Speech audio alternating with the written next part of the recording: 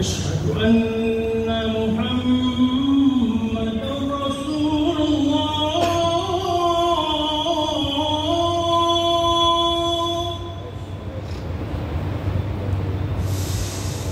أشهد أن محمدًا رسول الله.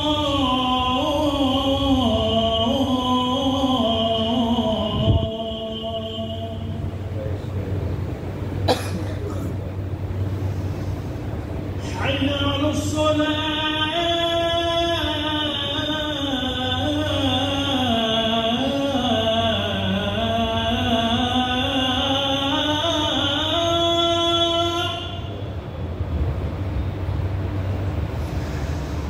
حي على الصلاة.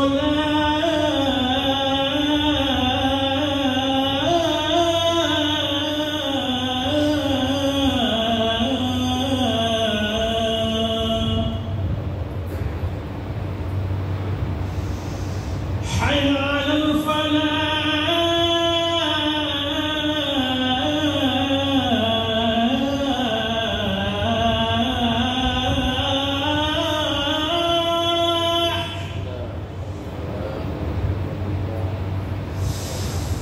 حي على الفلاح.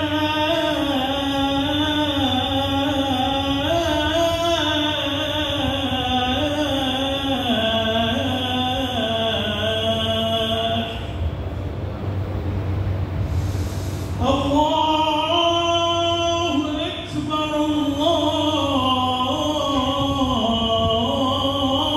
أكبر. لا إله إلا الله.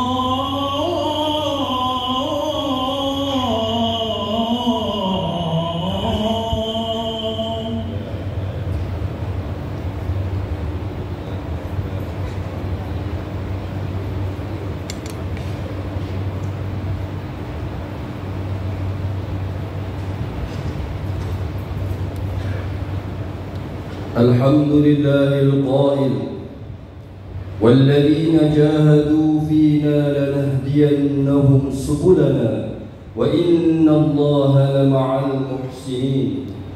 أشهد أن لا إله إلا الله وحده لا شريك له وأشهد أن محمدا عبده ورسوله. اللهم صل وسلم على سيدنا محمد وعلى آله وأصحابه أجمعين.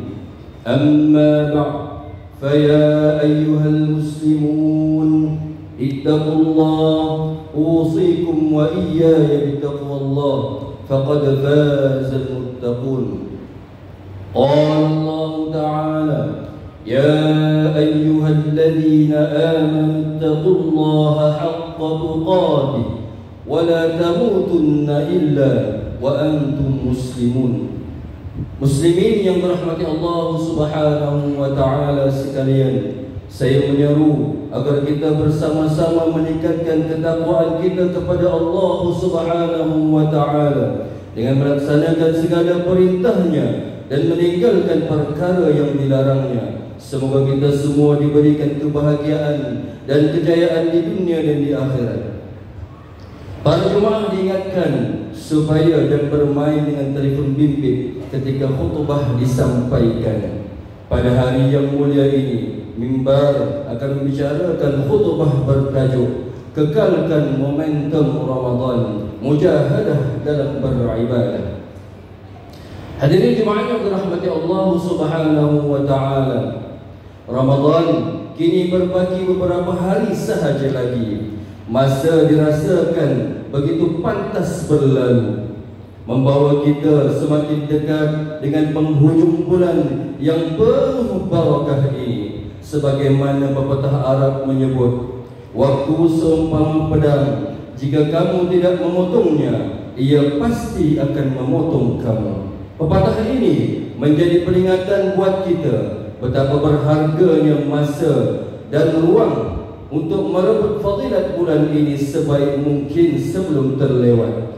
Meskipun kita berada di penghujung Ramadan, Semakin wajar untuk kita mempertingkatkan usaha dalam mengisi masa-masa yang berbaki dengan bermunajat, melakukan amalan sunat, berqiyamul lail, memperbanyakkan doa dan zikrullah, beriktikaf di masjid, bertadarrus dan mentadabbur Al-Quran, serta memperbanyakkan infaq dan sedekah jariyah. Tambahan pula, kini kita berada di fasa 10 malam terakhir yang pasti akan berlakunya malam Al-Qadar.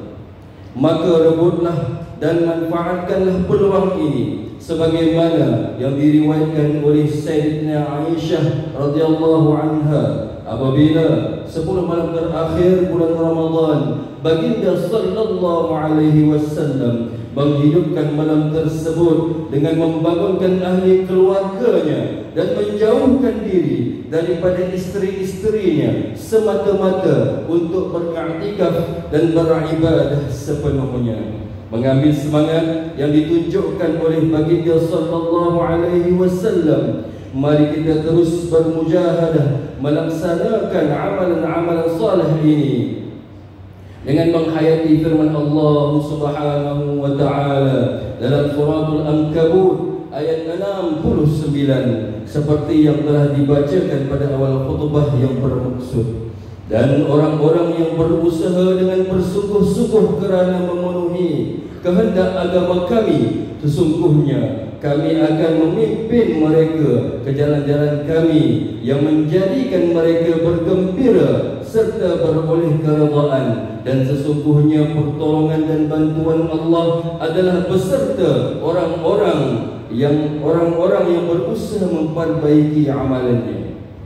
Hadirin jemaat yang dikasihi Allah Subhanahu wa taala sekalian, tarbiyah Ramadan yang bertujuan menyemai ketakwaan adalah bekalan paling berharga untuk sepanjang hayat seorang muslim. Ketakwaan ini bukan sekadar ungkapan di bibir, tetapi perlu dijelmakan dalam setiap aspek kehidupan, baik secara zahir maupun batin. Sayyidina Ali bin Abi Thalib radhiyallahu anhu mentafsirkan ketakwaan sebagai takut kepada Allah Subhanahu wa taala yang Maha Agung, beramal dengan wahyu yang diturunkan yaitu Al-Quran, merasa cukup dengan yang sedikit atau memiliki sifat qanaah, dan senantiasa bersiap sedia menghadapi hari perpindahan ke alam akhirat.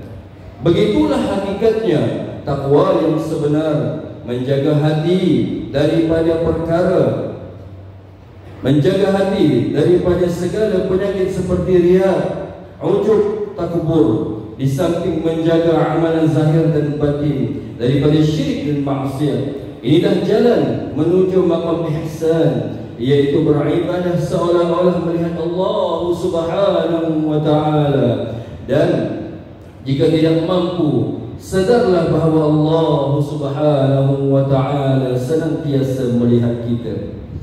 Dari sudut hubungan kemanusiaan, Ramadan sebenarnya telah menyemai sifat ihsan yang tinggi terhadap golongan yang menjadi kehidupan dalam serba kepayahan. Selain merasa kesulitan yang dilalui mereka saban hari tanpa makanan dan minuman misalnya, Ramadan juga telah membuka ruang yang amat luas untuk segala bentuk bantuan dihulurkan tanpa rasa berbelah bahagi.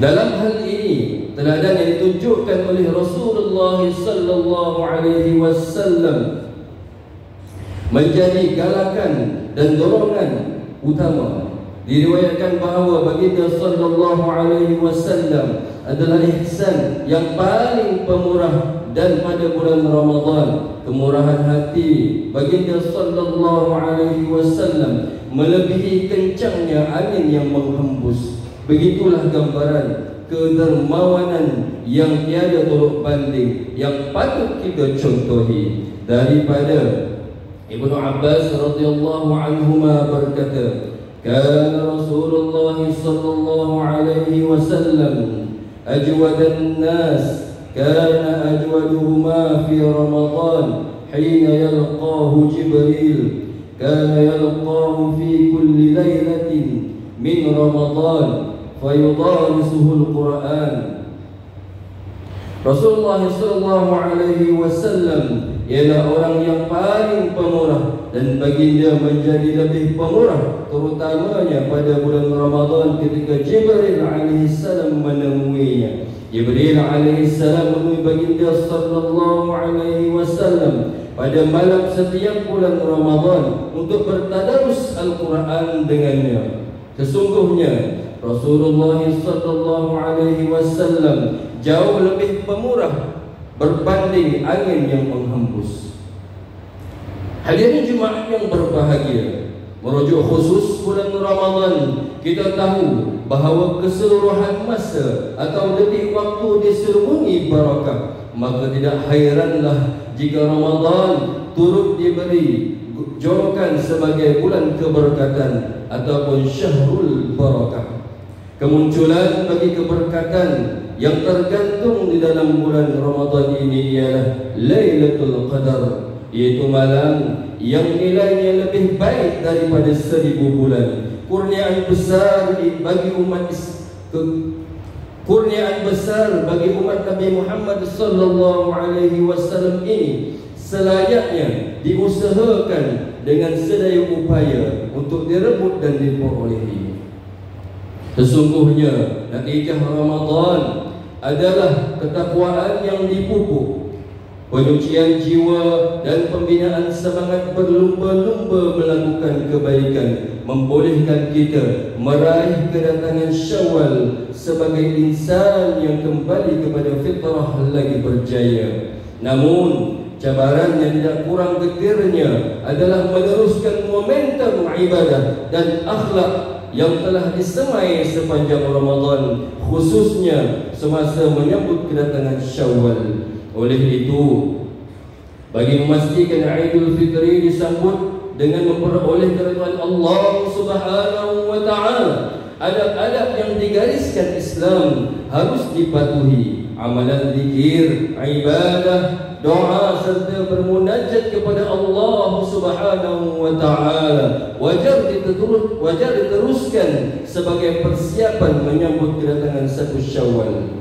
Malamnya dihiasi gemaan takbir dan munajat sebagai tanda kesyukuran dan kemenangan atas kejayaan melaksanakan ibadah serta amal salih sepanjang Ramadan. Dan paginya pula disambut dengan penuh kegembiraan dan adab-adab sunnah yang dianjurkan oleh baginda sallallahu alaihi wasallam, seperti mandi sunat sebelum keluar menunaikan salat hari raya, memakai pakaian yang terbaik, menjamah sedikit makanan sebelum keluar menunaikan salat, pergi menuju ke tempat salat melalui satu jalan dan pulang melalui jalan yang lain, dan mengucapkan tahniah serta saling mendoakan sesama muslim dengan lafaz seperti taqabbalallahu minna wa minkum, yakni semoga Allah Subhanahu wa taala menerima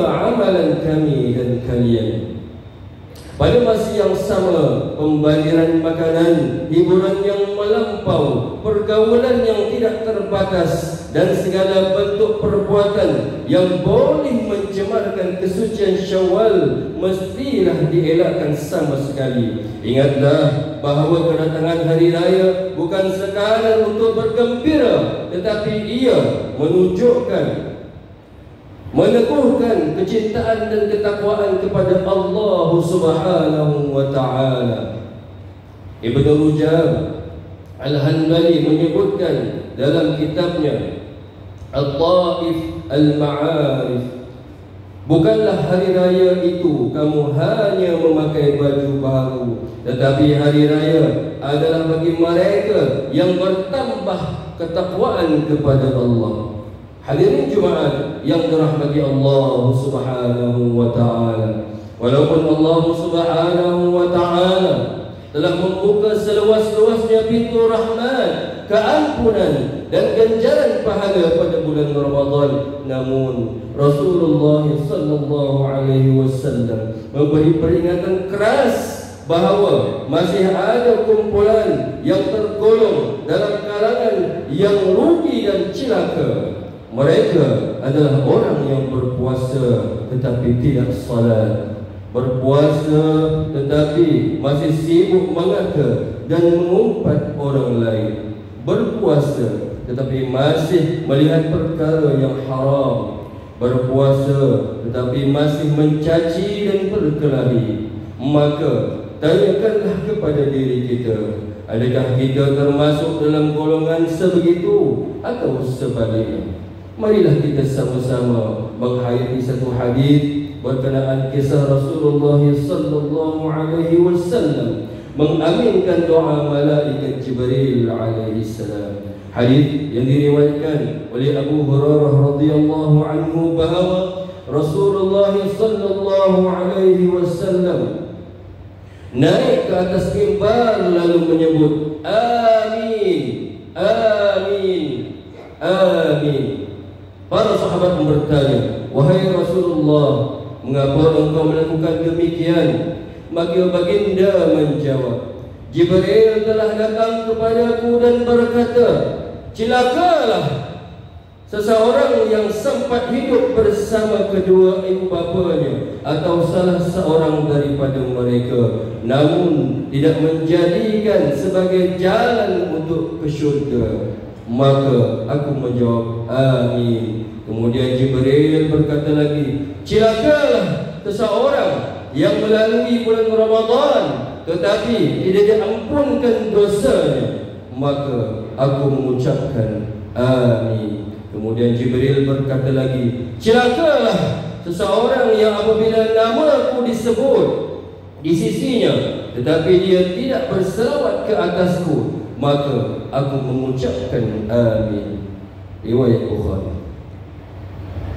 Hadis ini jelas mengingatkan kita betapa ruginya jika Ramadan yang berlalu tanpa diisi dengan amal ibadah dan taubat bersungguh-sungguh. Bulan yang penuh dengan rahmat dan keampunan ini seharusnya menjadi peluang keemasan untuk kita mengembalikan diri kepada fitrah dan mendekatkan hati kita kepada Allah Subhanahu wa taala. Jika kita gagal memanfaatkan bulan ini, kita bimbang termasuk dalam golongan yang disebut sebagai orang yang cilaka kerana mengabaikan peluang sebesar ini. Oleh yang demikian, marilah kita bermujahadah, tanyalah diri kita, adakah Ramadan kali ini lebih baik dari sebelumnya?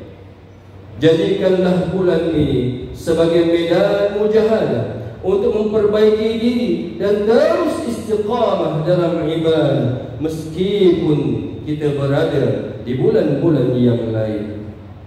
Hadirin jemaat yang dimuliakan, mengakhiri khutbah pada hari ini, marilah kita mengambil beberapa pengajaran untuk dijadikan panduan dalam kehidupan seharian. Itu yang pertama, umat Islam adalah meneruskan semangat ibadah yang telah disamai sepanjang Ramadan dengan mengekalkan amalan salih seperti mendirikan salat berjamaah, memperbanyakkan membaca Al-Quran, melazimi zikir dan bersedekah kerana Allah Subhanahu wa taala. Dan yang kedua, umat Islam hendaklah benar-benar menghayati makna takwa dengan tunduk patuh melaksanakan perintah Allah Subhanahu wa taala dan meninggalkan segala perkara yang mengundang kemurkaannya. Dan yang ketiga, umat Islam hendaklah menjadikan Aidul Fitri yang bahkan menjelma sebagai satu kemenangan dan ibadah yang mendekatkan diri kepada Allah Subhanahu wa taala. A'udzu billahi minasy syaithanir rajim. Wasari'u ila maghfiratin min rabbikum wa jannatin 'arduha as-samawati wal ardu u'iddat lil muttaqin. Dan segeralah kamu kepada mengerjakan amal-amal yang baik untuk mendapat keampunan dari Tuhan kamu dan mendapat syurga yang bidangnya seluas segala langit dan bumi. yang disediakan bagi orang-orang yang bertakwa. Surah Ali Imran ayat 133. Barakallahu li wa lakum fil Qur'anil azim wa nafa'ani wa iyyakum bima fihi minal ayati wal dhikril hakim wa taqabbal minni wa minkum tilawatahu innahu huwas sami'ul alim. Aqulu qawli hadha wa astaghfirullahal azim li wa lakum ولسائر المسلمين والمسلمات فاستغفروه إنه هو الغفور الرحيم. اللهم إنا نسألك بحرمة هذا اليوم المبارك أن تكشف عنا كربتنا وأن تغفر لنا ذنوبنا وأن ترزقنا من حيث لا نحتسب برحمتك يا أرحم الراحمين والحمد لله رب العالمين.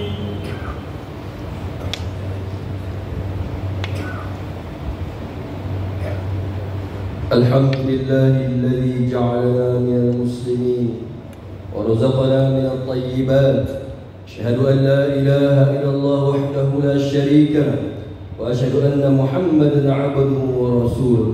اللهم صل وسلم وبارك على سيدنا محمد وعلى آله وأصحابه ومن تبعهم بإحسان إلى يوم الدين. أما بعد فيا عباد الله اتقوا الله أوصيكم وإياي بتقوى الله فقد فاز المتقون.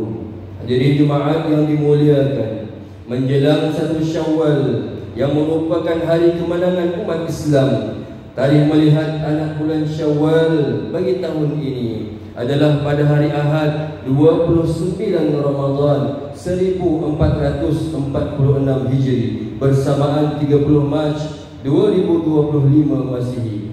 Ru'yah hilal atau melihat anak bulan merupakan kaedah yang ditetapkan oleh syarak bagi menentukan hari raya Idul Fitri, sama seperti penentuan awal puasa. Hadis yang diriwayatkan oleh Abu Hurairah radhiyallahu anhu bahwa Rasulullah sallallahu alaihi wasallam bersabda, "Muru li ru'yatihi wa afdiru li ru'yatihi." Berpuasalah kalian kerana melihat anak bulan Ramadan dan berbukalah yakni menyambut Idul Fitri kerana melihat anak bulan Syawal. Riwayat Bukhari.